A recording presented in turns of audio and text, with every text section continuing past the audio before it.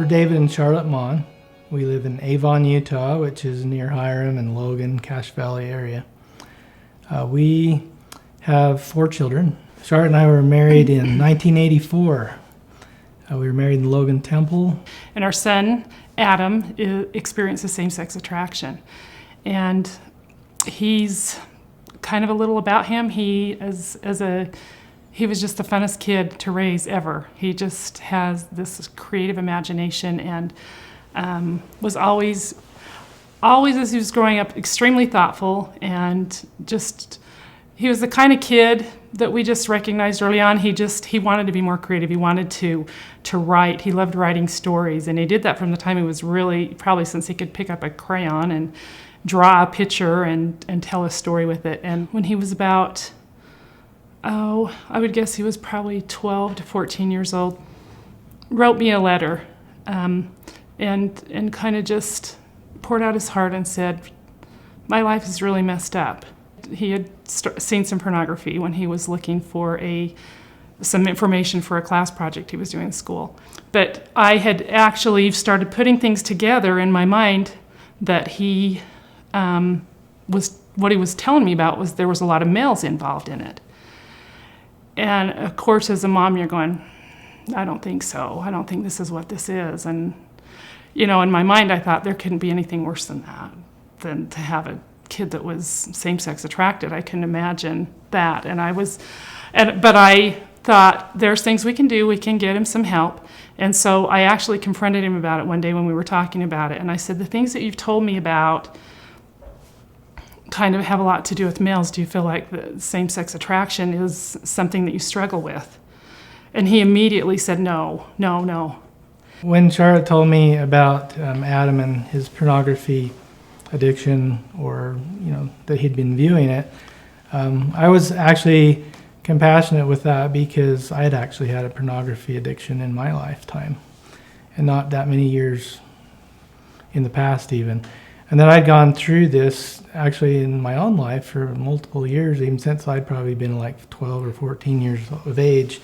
And it just increased and got worse as time went on.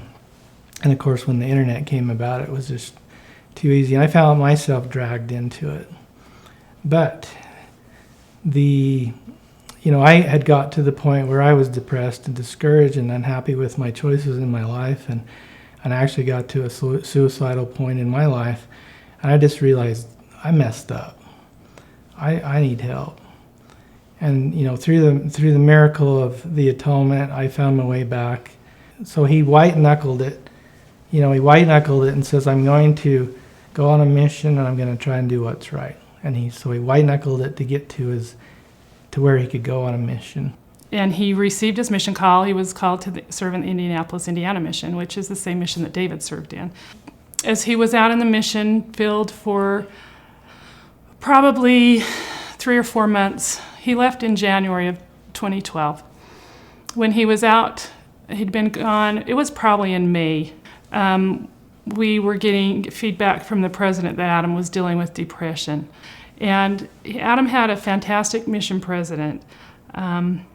He loved Adam and he cared about him. He kept him going.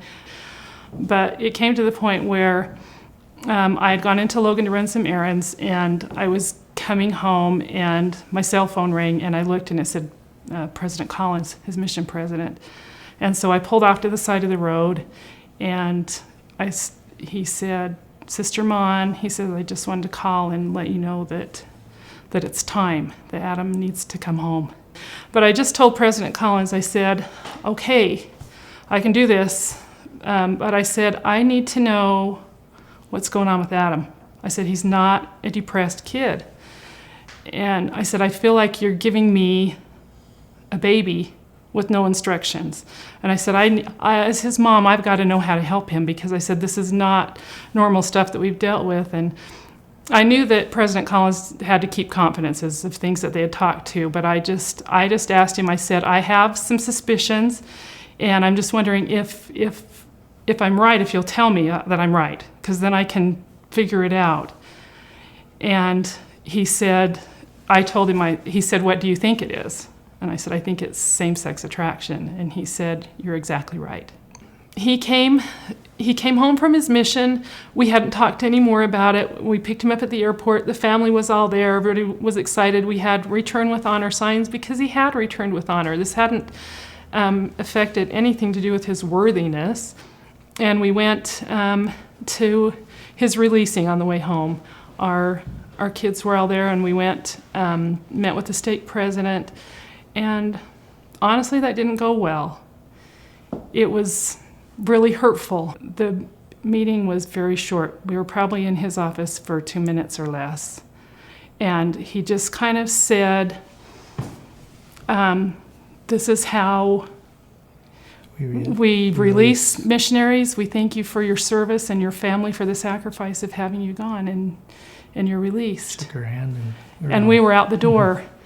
And I was heartbroken. I saw Adam's jaw drop at the time. He even said something like, now we got to work on getting you temple worthy.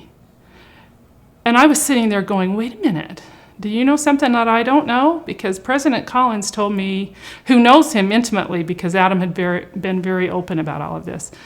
And so when we got home, Adam went down to his room and was just like heartbroken. His siblings went home. Our daughter that is still at home was there, but we went down and talked to him, and he said, am I not worthy to go to the temple? And I said, no, you're worthy to go to the temple. President Collins has talked to you. He knows you better than any other priesthood leader right now. He said you should be released honorably. Yeah, that's what he told us.